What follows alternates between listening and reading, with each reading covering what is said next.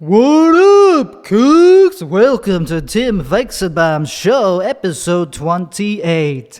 I'm coming in loud and hot today. I don't know, man. You caught me in a mood. I'm in a mood. Oh, man, did I have a mixed week.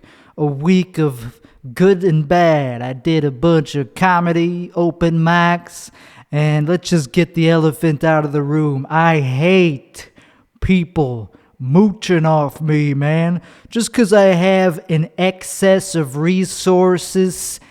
I was going to say fuck it.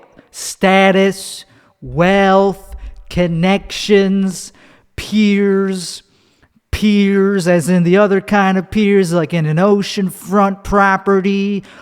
I don't like people using me for my fucking clout. Okay. I'm just going to say it. If you look at me like somebody that is like just going to let you take advantage of me, wrong. Can I get a red X? Can I get a X for no, for get the fuck out of here? Can I get a circle with a line through it? Holy shit, dude. I don't know why I'm like so afraid to say what I'm thinking right now, but fuck it. There's this dude who kept fucking coming up to me in the past week and just decided that I would be his driver. He's not talented. He's fuck it. I don't care if maybe he's talented. He came up to me. He's like, hey, can I get a ride? I'm like, yeah, no problem. And then the next day, same thing. Hey, can I get a ride? That's all he says. That's his fucking opener. Can I get a ride? That's charming as fuck. And I had called him on it the second time because I didn't know this fucking guy. I gave him a ride the first time because, hey, I'm a nice guy. I don't mind driving somebody once if they're cool. Maybe I'll make a friend or something. If they're good company, I will hang out with them. And if that involves driving them a little bit out of my way, fine. But then the next day, he's like, hey, can I get a ride? And I was like, you fucking mooch. And I gave, like, I was like kidding a little bit. I was like, you're a fucking mooch. And he handled that well. Like, he didn't get defensive. He just he just smiled. I was like, okay, as long as you know that you're kind of being a mooch, fine, I'll give you another ride.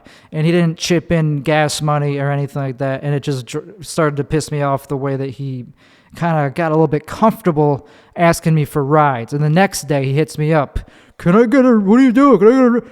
And I was like, fine, yeah, I guess. I'll go to this mic with you. We'll drive across town like 15, 20 miles, literally, at least that. Fuck it, I'll go out of my way during rush hour to pick you up to go to this mic because it is more fun to do mics with somebody else. And okay, it gives me the motivation to do the mic too. If I'm going with somebody else, I'm helping somebody else out with their comedy pursuit, not career. It's not if they don't fucking. Neither of us had a career. I don't have a career. It's a hobby. I'm fully comfortable saying that it's only a hobby, or else I would probably try harder if it was a career.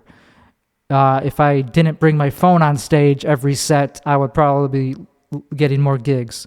Anywho, so he got very comfortable using my car as if it was like his. And he kept slapping the top of the fucking roof. It's a hard shell convertible. He kept running his fucking hand and slapping it with his fingertips and making this metallic noise. And I was like, dude, I didn't say anything. I just absorbed because I'm a very not nice, but I don't like confrontation. I don't like telling people, can you please not touch my car with your fucking greasy hands? It's like, I don't do that. I don't even do that. You're doing that to my fucking property? That was the first thing he did to my car that pissed me off. And then this is the second thing he did. There's many things. Holy shit. He made me stop a million times to get cigarettes and stuff. So he really took advantage of my generosity. And then he kept closing the door by using the window. he fucking got his paw prints on the window and left a smudge. You're not supposed to close a door by the fucking window.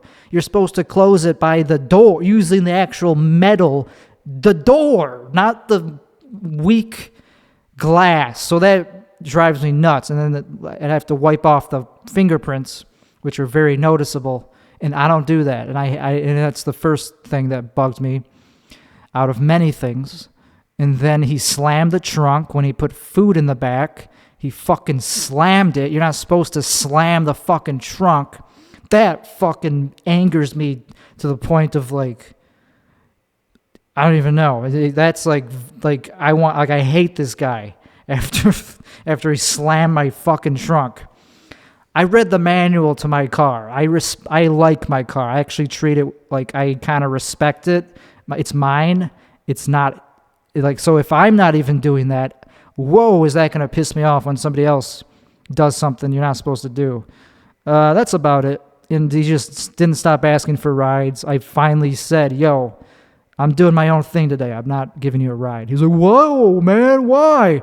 And I asked him, are you going to give me some gas money? And he said, yeah. And then I was like, okay, can you give me $10? He's like, $10? I was like,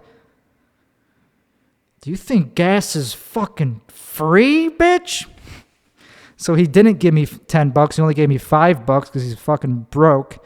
And then he asked if he could drive my car because he wanted to stop and get fucking some bullshit at the store. I was like, are you fucking kidding me? So this guy's not a very nice person. I don't like to use words, but like this guy is not somebody I particularly like anymore. It didn't take long for me to realize that there's no like simpatico. We don't have much in common. He's only using me. He's only being a freeloader. And it's not fun to share your car and resources. Literally, I was paying for him. I was paying money on gas and food that he never paid me back for. It's really not fun to be in the position where if something happens, they can't pay you back. Like if I did let him drive my car, which would be pretty dumb. Thank God I'm not that much of a pushover at this age. And something happened, he wouldn't pay me back. So it sucks hanging out with broke people. I don't have any disrespect for people that can't afford to be here, but I don't feel entitled or obligated to share my fucking resources with somebody that ain't able to lift themselves up, like that ain't able to fucking make it here. It's not a cheap city. I'm sorry that you want to be a fucking comedian and you want to get some of that fucking attention and status chasing, clout chasing, narcissist. That's why most people do comedy. They don't do it because they like doing it. They want to do it because they want to be famous. And this guy kept saying, "Oh, did you know anyone? Did you meet anyone famous?" Like, and he used. Okay, I'm done talking about this guy. It's just like, you know, like he has some ability to be aware that he's showing that I don't like what he's doing. But then I gave him another chance, and he only gave me $5 for gas. That doesn't even cover the food that I spotted him. Whataburger, fuck that place. He asked if he could smoke in my car. I was like, are you fucking kidding me? I'm like, I don't know. I gotta and it was so awkward, like driving with him, because like became clear that he was only using me for the car, for transportation. We had nothing in common, and so it was just a lot of dead silence. Just this dude in my car. Just, okay, you're in my car, so you're not gonna try to like make conversation or anything. It's like I'm just your Uber driver that you don't pay. You fucking. Okay. So I spent about 9 minutes going on that subject. So the bottom line is, like, instead of just making this all about just ranting about somebody I hate, I gotta get better at saying no to people, man. Like, something about me, the way I was raised or something, I guess I'm just kind of a pushover. Like people say shit to my face that's insulting. Like they make fucking jokes that are not funny, and they just are just like, okay, I'm not gonna laugh. That's not funny, and it's at my expense. So what do you want me to? I'm in my like I'm not young. I'm not like a 22-year-old. I don't really like being the butt of the joke all the time. I could take a joke. I did kill Tony, and they were making jokes at my expense. I took them like a fucking champ because they were professional roasters. That's a little different. When they're higher status than me, I could take a joke. And I don't like doing that to other people. I don't like bullying people, but you have to at least make a face that shows, hey, you're doing, like, you don't have to say anything when somebody's doing that. I could just not react. Just showing a blank look is enough to communicate that I don't like what you're doing. But I'm such a fucking pushover that I usually just smile politely. If somebody does that, I go like, yeah. Like, I don't communicate any rejection because I don't like being rejected myself, and I got to get better at taking rejection too. That's another thing that I'm a fucking pussy about. I'm bad at taking any form of social rejection. Like, if somebody I respect doesn't give respect back to me, that fucking hurts, obviously. But I gotta get better at not being liked. Why?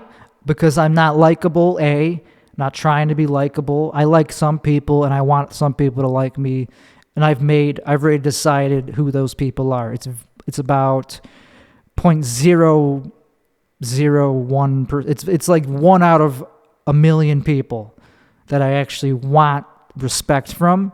So I gotta remember that it doesn't fucking matter if not everybody respect. And also, there's gonna be people that fucking hate me. The longer I expose myself to the community, the comedy world, if I really put myself out there, I'm gonna get a lot of like haters, and that's a word that I don't like. It's a word that's kind of like a pussy victim mentality thing to say. Like, oh, I have haters. I don't really. That's just the closest thing. That's just the best word for it. I want fans, but there's going to be people that just fucking resent the shit out of me and actively fucking talk shit about me on the internet and all that shit because I'm not a fucking woke piece of shit. I'm not like an ass. I'm not like a pussy cunt cuck who just says whatever everyone wants to hear. I don't say like, oh, fuck Russia. We got to support another country that has people that look exactly the same that I don't know anything about. We got to just automatically support whatever the current thing is. And I don't fucking do that. In that sense, I'm not a pushover.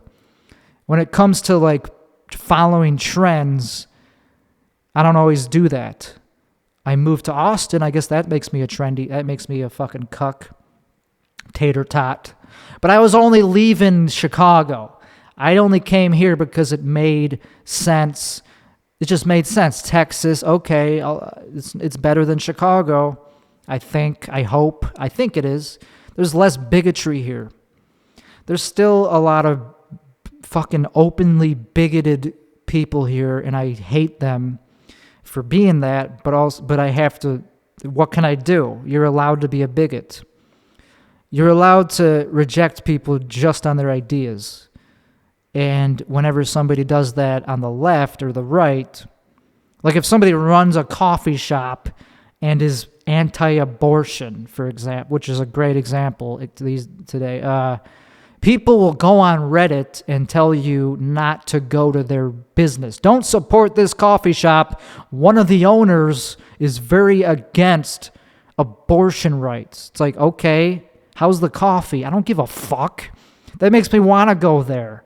There's some people that actually agree with that and are not just on the woke agenda, fucking NPC, fucking pre-programmed. I will just follow whatever is most popular, the most popular opinion. I don't do that. I want to go to this coffee shop if they're I don't give a fuck if they're anything. If they're pro-abortion, okay, still, do they hate me for being not that? Then I'll fucking drink their coffee. God damn it, fucking pisses me off, man. These fucking... So the bottom line is, on top of what the first point that I went on a rant about was about how I gotta be less of a pushover and learn how to say no to people and sniff out when they're just using me for something. And self-respect. I gotta gain self-respect. I'm really struggling with that. I've been that way for pretty much my whole life. I think it's just the way I was raised. I don't know, man. It goes deep. It cuts deep. And I want to go to this coffee shop. I go to this other coffee shop where I love it. It's a very good atmosphere, I guess. It's okay. It's whatever. It's an outdoor patio coffee shop. And I found my drink is, I prefer a cortado with almond milk. It's fucking delicious, dog. That's my drink. And I don't know, man. Like, I don't like when the barista doesn't say anything besides the most minimum required to do their job. I get that the economy is bullshit right now, but if they just go, okay, what do you want? And I say politely my order, almond milk cortado, and they say nothing. They don't say thank you. And then I say thank you when I get the thing, and they just say nothing. They just go, yeah, get out of here. It's like, fuck you, man. I'm not going to give you a tip if you do that. I like to tip people if they deserve it. I'm one of those guys. I'm the guy who only tips if you actually are nice. Is that so much to... I don't know, man. I don't know. I love coffee. I wish I had some right now. It's over there. I'm not going to fucking get up and get it. I'm not going to pause the episode just to get coffee because I don't edit this. That's why I've never edited a single thing of this podcast. I should probably. There's a lot of... I don't like dead air. I like dead air on stage. I'm starting to enjoy the tension of silence when you tell a joke or when you're just setting up a joke and there's like a lot of slow silence and then you hit the punchline and then you get that release. You don't always have to be worried about silence on stage. It's fun, actually. I'm starting to crave open mics with shitty crowds because that's what open mics are for. Open mics are not to stroke your ego. You don't do an open mic because it's a hot room. You do an open mic to see what happens, to see if you could get through it without feeling worse about yourself than when you got there. That's why I do it. You know, I test out material at open mics, but I don't fucking care if it's a dead room. I'm starting to actually crave that, going up in a dead room and seeing if I could actually get the few people there to laugh. That's way more fun than seeing if I could just maintain the energy that's already positive. I don't fucking care. That's what shows are for. And I'm starting to want to actually do shows and be a professional. And I need to start rehearsing out like my jokes. I got to start rehearsing off stage. I hate that I can't remember my own jokes. It's fucking really amateur. I'm good at writing new premises. Like I could think of funny shit every night. I could probably think of like at least a minute of new premises. I'm not going to call them jokes. They're not finished yet, but I know where the punchlines are. I know what a punchline is and how many I have in each joke for the most part before I even do them. But that doesn't mean you have a joke yet. It doesn't mean you have material yet, because just because it's on paper, that's not what stand-up is. Stand-up is the fucking, it's what it is when it comes out of your mouth. You don't have any material until you know what it sounds like on stage. You could think of something super funny, but yet it's not a joke yet until you've done it on stage. So anyway, and I don't fucking rehearse. Why? Because it feels like doing homework. Like standing in front of a mirror and going like, okay, what's that one? Okay, epilepsy. That's right. I have epilepsy. I don't like to talk about it too much because I like to drive and the DMV doesn't know. Don't tell them, please. because that's where I get my whole social life from, is just driving, just talking to other cars and going like that. Like, you could go now. Like, oh, sorry. That's a premise. That's a joke, I guess. I've done it before. I know it's a joke. I'm sick of doing. See, that's the thing. I'll never be a professional comedian or stand-up comedian because I just hate myself. I hate my own jokes if I've already done them, even once. Like, I did a joke at an open mic last Sunday, a week ago. I'm recording this at 5 a.m., by the way. Man, is my sleep schedule abysmal. I did a joke that I guess is a new joke, and I fucking was in the right mindset, and it fucking felt so good for the first time in a long time. I was like, holy shit, that's right, I could do this. I could be funny in the moment. Like, I started off with just like pre-written lines about how I voted for Hillary in 2016, and then I started going on YouTube, and I slowly decided that I don't hate Trump anymore. Now I like everything he's ever done, and a lot of women don't like Trump, but who cares? I don't listen to women. Like, why would you? They're barely allowed to vote. And then that got a reaction, and then somebody was like, what? And I was like, see, that's the only thing I know about the Constitution, is that there's one thing wrong with it. And that was a riff. And I was referring to the 19th Amendment. I was like, yeah, there's one thing I don't like about that thing. And then someone was like, what? And I was like, okay, two things. And then I just I just waited a little bit. And I was like, I like to let people read between the lines. You could guess which ones I don't like. And that's a little bit of that's the type of comedy I fucking love, is where you kind of have to know a little bit about what I'm talking about to get what I'm talking about. I was referring to the fucking Constitution, how there's two amendments I don't like. Because I was in character. I was doing my persona, my evil persona, and I guess what I was referring to, well, I know what I was referring to. Not to spell it out, but the other amendment would be slavery. If you're going by what the character was projecting, of course, the two amendments I wouldn't like are the right to vote for women and the one that freed the slaves. That would be what I was fucking doing, and it did well. I'm not saying I killed, but for an open mic, yeah, I guess that's pretty much as good as you could do, what I did up there. Because I remembered from the last episode that if you have a persona, it becomes a lot easier to write jokes. You don't even have to you could just do it on stage. So I wrote those things I just said on stage about the amendments and how I don't like two of them and why listen to women. They're barely allowed to vote. Donald Trump, I love everything he's done. I used to hate him. Like when he put out when he got in trouble, or he didn't get in trouble, but people talk shit about how he looked at the eclipse without sunglasses. I was like, what an idiot. Like, I did that too, but he's the president. He should know better.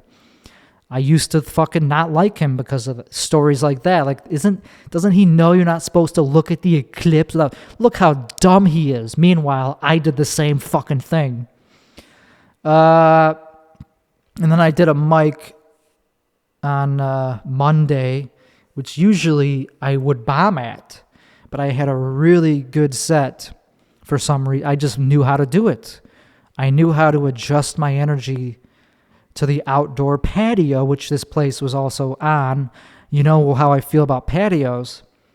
Well, it's fun. It's possible to have fun on a patio if you go in with the right mentality and the right energy. And I yelled. I just started my set by going, "What's up? Come on! How we doing?" Like, I just yelled to get them to pay attention. And then I went into material, and it ended so strong. It was it felt so much like how a show feels. It was like I had to wait for them to finish laughing. But I also did but whatever. Who cares what material I did? That doesn't matter.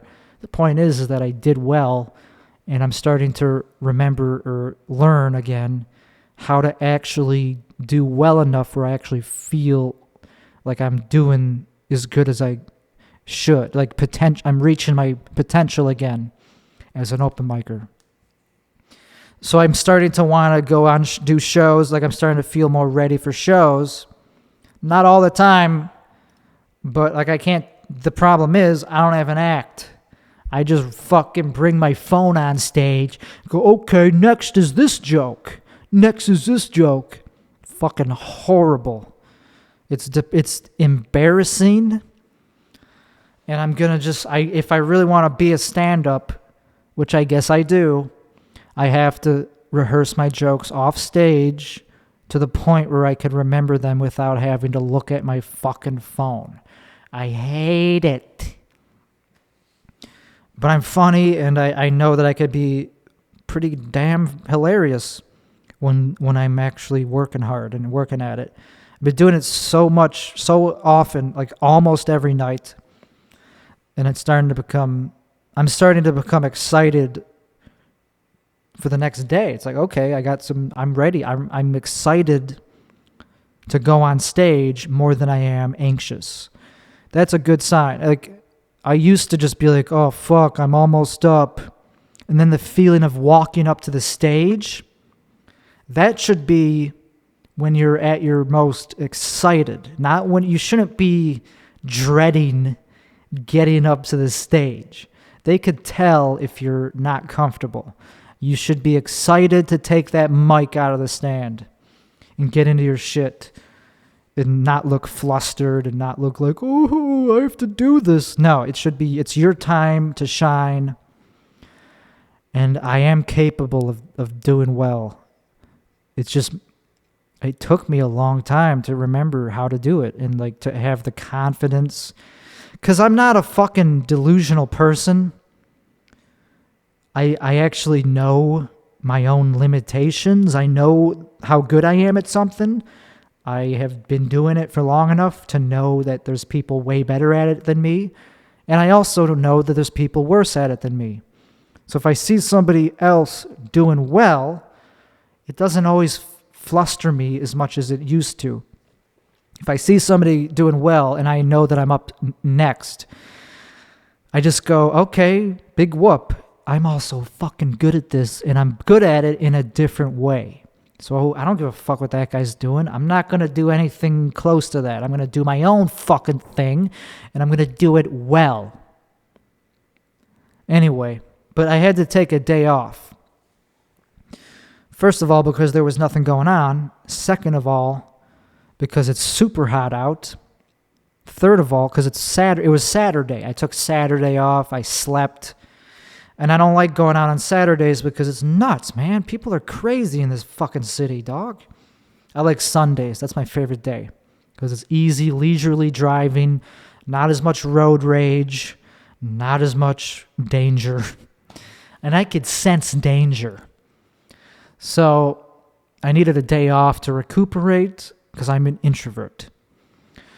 I am so much an introvert that it's not even, like I get people wear me down. The things people say to me, like people slam in my trunk that they're not barely even my friend and I hate them. For even just the fact that they're in my car is enough to bother me. The fact that they're disrespecting it and like leaning up against it and all that bullshit, not fucking throwing down for gas. That really wears me down and it like actually like affects me and makes me feel really bad that I'm letting people do that to me. And it's, it's something I'll get over. It's not that big of a thing. God forbid somebody like actually like fucks with me. I feel like that's not even as bad. If somebody like actually bothers, like does something really bad to me, I just laugh it off. Like if a woman, like if a woman just comes up to me and says, "Oh, I know you. You're sexist." That is so like ridiculous that it's funny to me. And that's happened before. But I took it as like a joke. I was just like, oh, okay, person I've never talked to in my life. You're saying I'm sexist? That's kind of hot. And I was like, "Oh, are you hitting on me?" Anyway, that was a long time ago, and I handled it pretty well. And who gives a fuck? Fuck her. Fuck these female comics. They're so bad. They're so bad. Not at comedy. That's a given. That goes without saying that they're bad at comedy. They're bad people. A lot of them are bad fucking people, and they're vengeful and narcissistic, and they hate men more than I hate women. I don't hate them as women. I hate their personalities and their behavior when it's bad. If they're just minding their own business, I don't give a fuck. I don't hate somebody just because they're a woman, but it's such a fucking common, it's true. Most female comics hate men. And I don't like interacting with them. I don't like the way that they have that they fuck, that they're polyamorous, that they feel like they're the victim. It's like, okay, well, do something else if you don't like being in a male-dominated art form. I mean, they feel like they have to say all the time how uncomfortable and unsafe they feel around men. Well, I'll protect you. I have a gun on me at pretty much all the time. There's very rare cases that I don't have a gun on me, and I'm starting to get so used to having it that I don't like to be without it. And I've never had to use it, obviously. I've never had to show it to anybody. It's just on me. It's just there. It's part of my wardrobe. And I love doing stand-up with a gun on me because you feel fucking safe and it's legal and nobody fucking cares. Nobody gets in your face about it. They don't know that I have it. It blends in. It's hard to tell that I have it. It's concealed. But if I have to, I could just be like, fucking back off, motherfucker. Whatever. I don't know. I just sometimes you have to defend yourself. And I would protect a woman comic if she didn't feel safe walking to her car. I would be like, yeah, I'll walk with you. I'm short. I'm small. But I'm walking with the energy of somebody with a loaded gun. So that kind of wards people off. Just the energy level. Just the way that I carry myself shows that I'm not to be fucked with. And it's true. People don't fuck with you if you have an energy that says, don't fuck with me. It's fucking awesome. But they fucking hate men and they hate Republicans. It's fucking disgusting and pisses me off because it's hack. Not because if every other comic that went on stage didn't talk about how they hate Republicans so much, maybe it would be fresh and a little bit like, okay, that's cool. That's an interesting take, not liking people that you disagree with. But since it's so prevalent and fucking everyone does it, makes me kind of not like them. It's like, okay, so you're a bigot? That's your fucking take? That's your joke? That's your point of view? Bigotry? I mean, mine is too, but I'm doing it to be funny. You're just doing it because you actually hate Republic. Okay, hilarious. Because I could actually make bigoted liberals laugh. I'm actually so funny that my jokes actually make SJW women with blue hair laugh because I'm actually funny. They don't agree with me for voting Republican, but I could make them laugh with my jokes about voting Republican. Isn't that crazy? Yeah, that's why I do it. I wouldn't do jokes about voting for Trump if it wasn't funny. I would not. I would immediately stop doing it. But that's the shit I like doing. Holy shit. So I slept so much today, and I still feel like crap. Like I exercised, and that made me feel a little bit better. But I am not energized right now. I am feeling like dick. But I'm excited to do something later tonight in about 16 hours will be the time that the open mics that I'm doing will happen. Anyway, we got a lot more to talk about. That was just the part of the episode that I did not plan on talking about. I did talk about some things that I want to talk about. Because I was referring to a specific open mic that somebody said I should do that I didn't want to do because it's a shitty one and I just didn't feel like it. They were like, oh, you should go. It's a hot room. It's a hot crowd. I was like, I don't fucking care if it's a hot crowd. I don't go to open mics because to feel good. I don't know. It just bothered me that this guy thought I was at the level of comedy where I was so desperate for a good crowd. No, dude, I like a challenge. I like a dead crowd that doesn't want to be there sometimes. I mean, actually, if they don't want to be there, that's not really that fun. But if they're there and they're watching, okay, that's perfect. If they're actually facing the stage, but not laughing, but paying attention, perfect. That's a time for me to actually feel like a comedian or a good comedian, because that's what it takes to win them over, is somebody who's actually good at this. So I just don't like when people assume that I'm so new at this that they're going to be like, yeah, like I give a fuck. I don't know, man.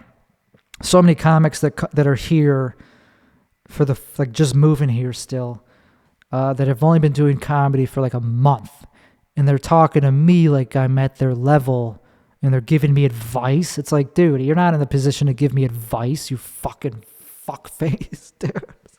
But I just take it. I just smile and go, yeah, you're just as equipped. We're the same. I mean, obviously they look at me as a fucking failure for being at the same open mic as them 9 years into comedy. It's like, how are you still doing open mics if you've been doing it for 9 years? It's like, well, because I read off my phone and I don't network. Fucking hate networking. I hate just going up to people just because they run. Feels gross. I'm an introvert. I respect the fact that it looks gross to go up to somebody only because they could give you something. I fucking don't do that. If you could be an introvert who's also very good at comedy and is getting shows because they actually deserve it, that is a beautiful thing, because it's rare. It's fucking rare to be an introvert, good at comedy, and actually getting shows. That's so fucking unusual, because those are competing ideas. The idea of having people want to give you opportunities, yet being afraid to talk to them and ask for those opportunities, is a conflicting thing. So there are a few comedians that are hitting it right now. They're just fucking hitting their stride, that are introverted weirdos, yet very funny. And that's what comedy, that's the best you could get. You have to really want it, though. So I don't know, man. I just don't like going up to somebody and be like, hey, can I get on your... It's the grossest fucking sentence. I couldn't even say it even on this podcast. I can't say the words, hey, can I get on your show? It's the grossest... Because I don't fucking want to do it that bad. I don't want to do somebody's show that bad where it's worth putting myself in that position.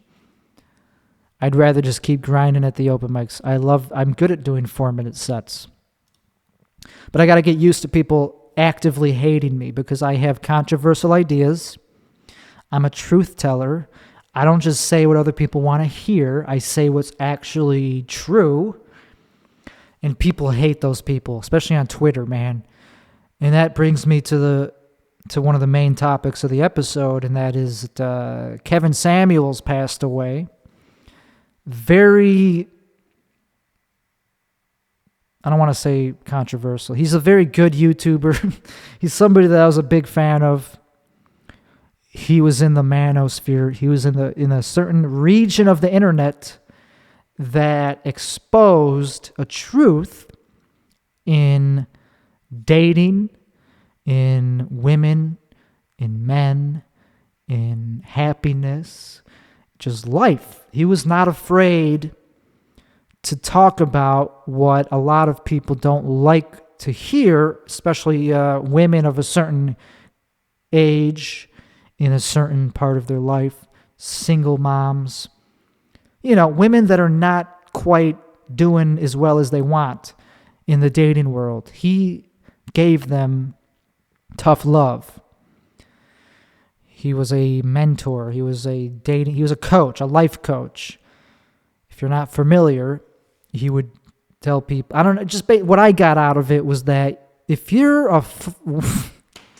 if you're in your 30s, 40s, if you got kids, if you're a single mom, you're only going to be able to catch a certain level dude, and it's not going to be who you want. I'm sorry, that's just how it is. You're not going to be able to get a millionaire 6'6" NBA player because he don't want you. He's already got plenty of women knocking on his door, beating his door down to get impregnated. He doesn't want somebody who's already been impregnated by 4 different dudes. I mean, isn't that pretty obvious? I don't know. I guess not. And he would just tell that to people, especially mostly women, that would call him up and be like, man, why can't I get a man that I want? It's like, because they don't want you. You're not providing anything. They're not going to fucking share their lives with you when they could get somebody better. They're going to use you up. They're going to fuck you and dunk you in the hoop.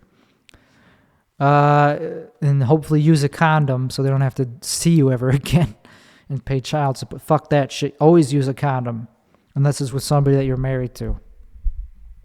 Or if you're anti-marriage, whatever. I don't know. Then you can't. Whatever, man. You could knock up whoever you want to knock up. Me, personally, I use a condom.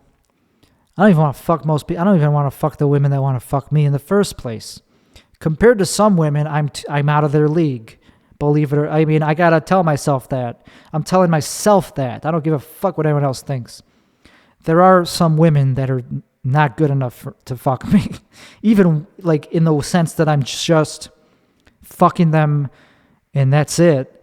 Like not paying for anything. Like they come to me, fuck me, and I never see them again. Even that, I'm too good for.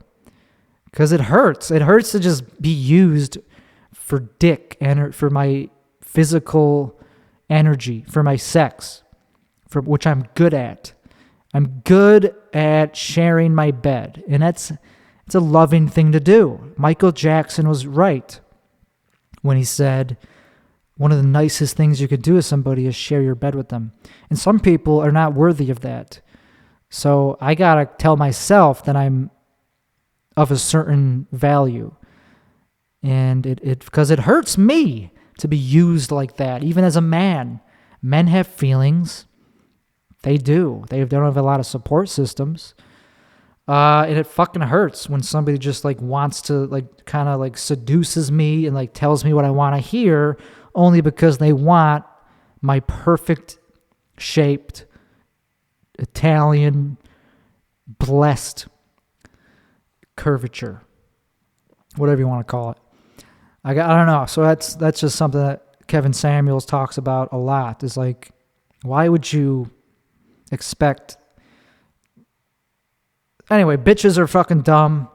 They think that they think that they're like a princess. They think they belong in a fairy tale, and they think if they just wait long enough, some Prince Charming from the NBA court is gonna notice them and be like, oh, like fall in love like Beauty and the Beast and let them live in their castle with them. It's like, that ain't gonna happen. So all he was doing was telling them, yo, you're not as hot as you think. Lower your expectations if you want to find a man. Take not whatever you could get, but take what is most reasonable. If you want happiness, this is how you get it. So that's all he did. That's pretty much all he was trying to do. And it came from a place of love and self-improvement. It didn't come from a place of, oh, I hate women. So when he died, people celebrated his death and called him a misogynist and all that bullshit because they didn't get the memo. They didn't get what he was doing. And that's unfortunate, but you could say the same thing about MLK. You can say the same thing about a lot of historical people that had a message that was very good and high quality, but they got assassinated or whatever. And Kevin didn't get assassinated, but I was very shocked to hear that he died so suddenly, man, because he was the type of person that I thought would live forever, because he was so together as a person. But you can't predict a heart attack. You know, he had cancer, whatever. So the point is fuck those assholes who danced on his grave the second he died. They're scum of the earth. And just because you disagree with somebody doesn't mean you should be happy when they die. I don't get happy when people died on the far left. If AOC died, that wouldn't make me happy. If Hillary died, that wouldn't make me happy. So people are fucking scum fucks. I don't care what side of the political agenda you're on. Don't be a fucking asshole to people that you disagree with. How about that? I'm sick of bigotry. It's not my fault that I chose truth over feelings. That's what Ben Shapiro says. Facts don't care about your feelings. Yeah, that's why he's so popular, because it feels like it's not popular because all you see is the people that hated him. Kevin Samuels. On Twitter, if you Google him, or if you go on Twitter, all that came up was about how he's an asshole and that we're happy that he's dead. But he did have millions of fans that you don't hear about. So as much as truth is unpopular, there actually are a lot of people that like it. And I have to find those people, and man, is it fucking hard being somebody that caters to truth.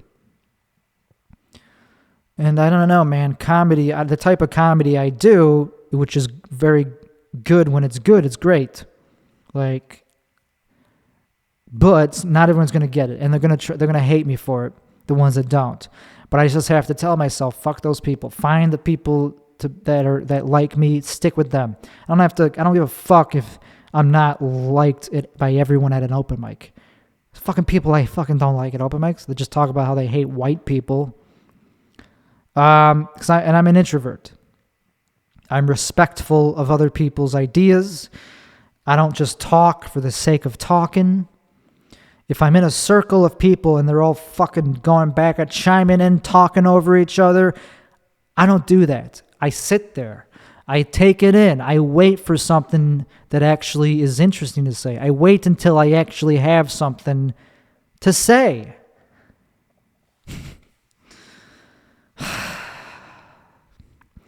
So anyway, I got to gain self-respect. And I'm not going to go much longer because I'm exhausted right now.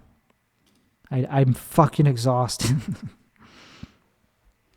Why am I exhausted? Because it's Mother's Day.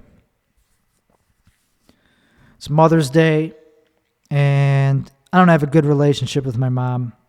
We talk about it once a month, and we usually talk for a long time, and nothing really happens that makes me feel good in those long conversations. Like, I'll tell her all about what I'm doing.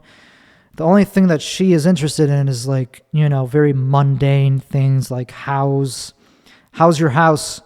What color paint did you like? Just very minutia, small things that are not interesting to me. She will get excited about that, about very minor things that don't matter.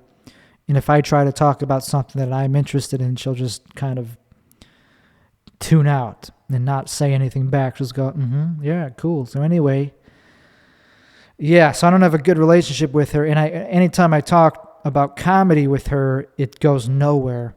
And it's really bad it puts me in a bad mood for like a whole week, if not longer. It just makes me like, why the fuck did I tell her all that about how I'm doing well and how I always learn, and I always knew this, that she's a narcissist and she just looks at me as her baby kid. And, so it's really a bad idea to talk about my goals with her because she's not going to encourage them. All she cares about is if I'm alive and not dying, I guess. Because she just looks at me as her kid. She doesn't care about me reaching my potential as an adult. So it's not very good. And I can only handle talking to her for once every month or so. And and maybe I think that's too often because all I'm doing is feeling like I got my soul sucked out of me. And so that just puts me in a bad mood. And it's isolating, and it sucks that I don't have a relationship with my parents. They're both kind of narcissists, a little bit on the narcissistic spectrum. And it's horrible. I think it spread to me. I think I inherited some of it. And I don't like that about myself. I like to encourage people to reach their full potential. I don't try to just go, oh, am I proud of you? Like, that's it. I don't care if my parents are proud of me. Anyway,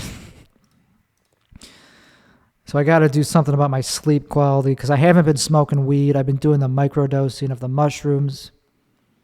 I took a little bit of mushroom tea right before this episode. I don't feel anything.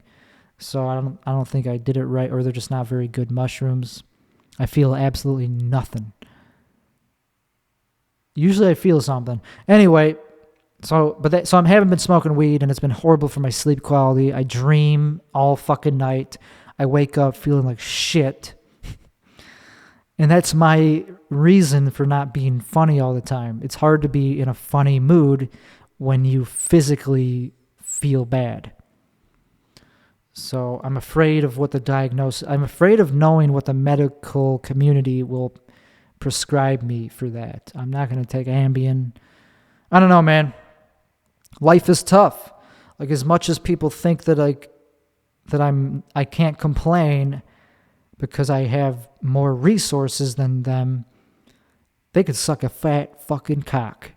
Because just because I have a little bit more money, or a little bit of money, which, yeah, it doesn't mean anything. I still have problems.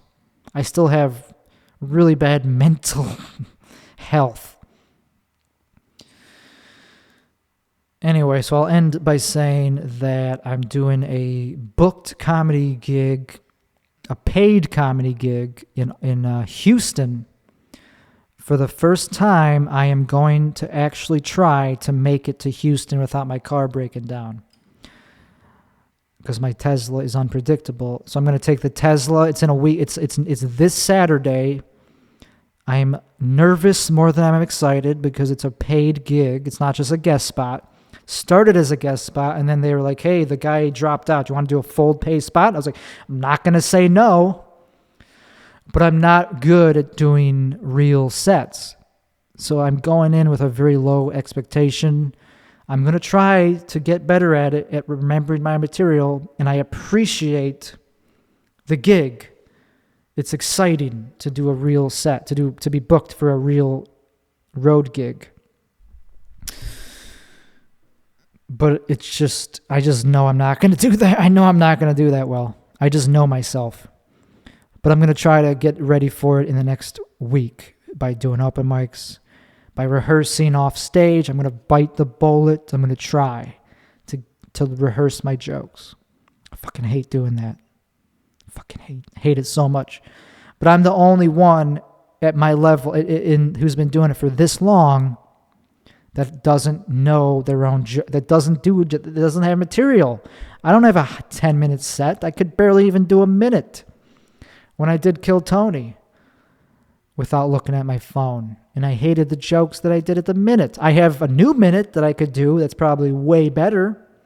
And if I actually rehearse it and do it with confidence, I think it would go better. But enough about me complaining about how I suck at comedy, the thing I moved here for.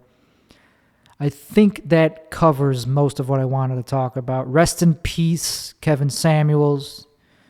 This has been episode 28 of the Tim Weichselbaum Show. And I guess my new stage name is Timmy Gusto, which I'm still not quite in love with. But it's the best thing I've thought of so far. And I'm not using the old one. I'm not using tim.com anymore because that's old and it's not original. It's I stole it from kim.com and he's not relevant. It doesn't matter. I'm not using tim. It's old. I need a new stage name, and Timmy Gusto is what I'm using.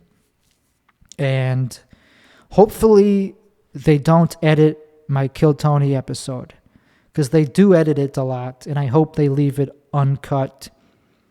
Whatever, you can't complain. It's not my show. But anyway, I'll see you guys next week. Hope you are all healthy and motivated, and that's it.